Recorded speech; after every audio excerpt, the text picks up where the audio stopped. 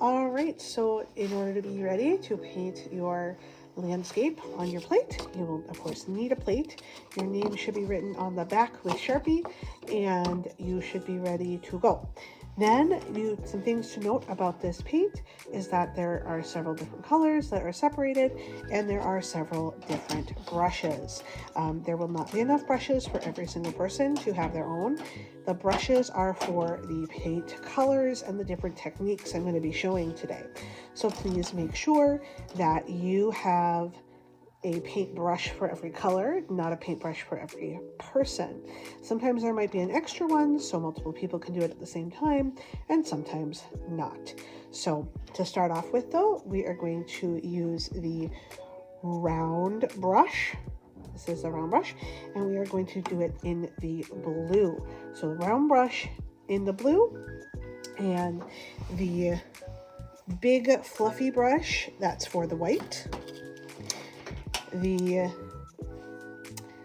rough feeling square brush, that's for yellow, but we're actually just going to set this one kind of aside or to the back. Don't stick it in the yellow because we don't need much of that. And then the square, smaller brush for the green. So that one's for there. To start with though, we are going to paint the sky with the blue.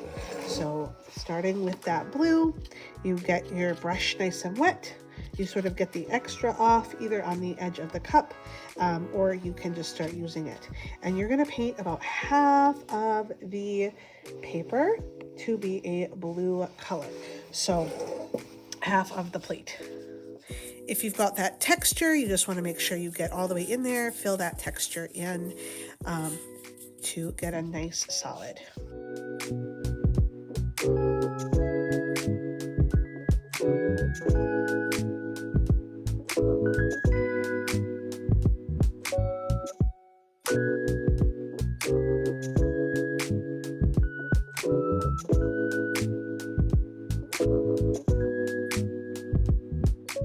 So I'm going to just set that in there. Next person can go. I can help this dry while I'm waiting. All right, it's been about 2 minutes. I can tell that my paint is mostly dry. There might still be a couple of dark spots or shiny spots. That's okay. By the time I'm done with the rest and ready to do my clouds, that will be dry. My next step is to paint my hills.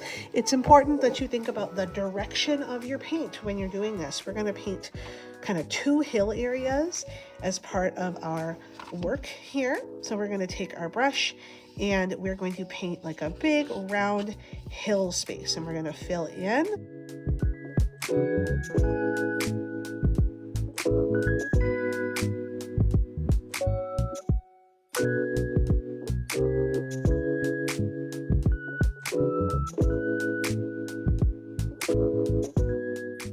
And then my other one is going to be going the other direction, and I'm going to go right in front of that hill that's in the back. So even though I've got this one here, I'm going to paint right on top of that. So this time I'm going to curve up again and then come down. And I want to make sure I fill that whole space. Again, if I have that words in the way, I want to fill that in. So I'm actually going to curve that even a little bit bigger because I want to make sure I'm covering up that space there.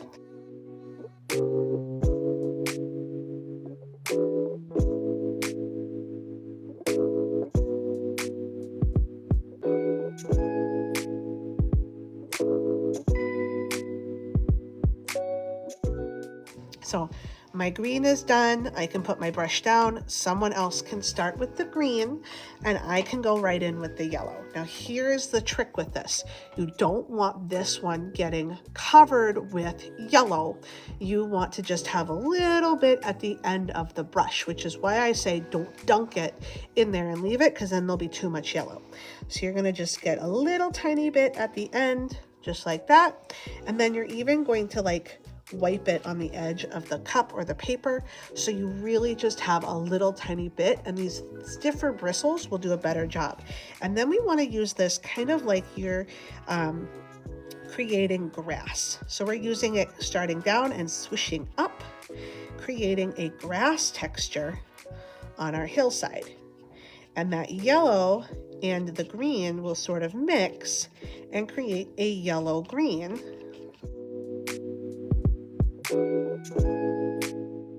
I'm going to get more yellow from the bucket, but I'm not swishing this around. I'm not mixing the green into the yellow. I just want to pick up more yellow.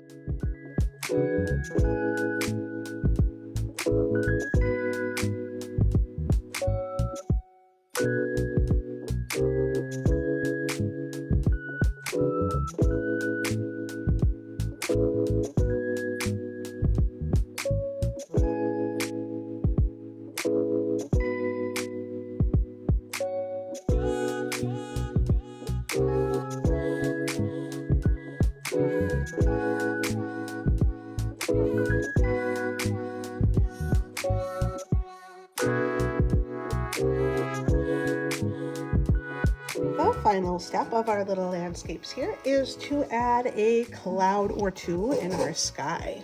We're not going to be covering the entire sky with cloud, but similar to the grass, we're going to get a little bit of that white paint on our brush, and we are going to use a technique called stipple to sort of dab it out. So this one we were brushing up, and this one we are throwing our brushes everywhere. No, don't do that. I can fix it. So I'll show you guys how to do that. So the first one you go is you start going like this, and it's going to look way too bright white, but that is okay. So I'm going to just keep kind of spreading this out, and that color will mix with the white and the blue, and it can create kind of that textured cloud space. So even if that starts waking up that blue again and we're starting to get a little mix, stop at that point, especially if you look on your brush and you go, oh, I'm getting blue. Okay, so stop at that point, go paint somewhere else. Okay, and then come back in a minute after this dries. So this is kind of a layered process. So you can do this one and then pass the brush, someone else can get started, and then come back once your first layer of white has dried. The final step is to again go back in with that little bit of white on your brush and again knock off some of that extra if you have got too much accidentally, and then just go in and put some like brighter white highlights in a few places. Not everywhere, again, just in a couple spots. Just help those clouds have a little extra dimension to them. That's looking pretty good. I'm happy with how my little landscape looks.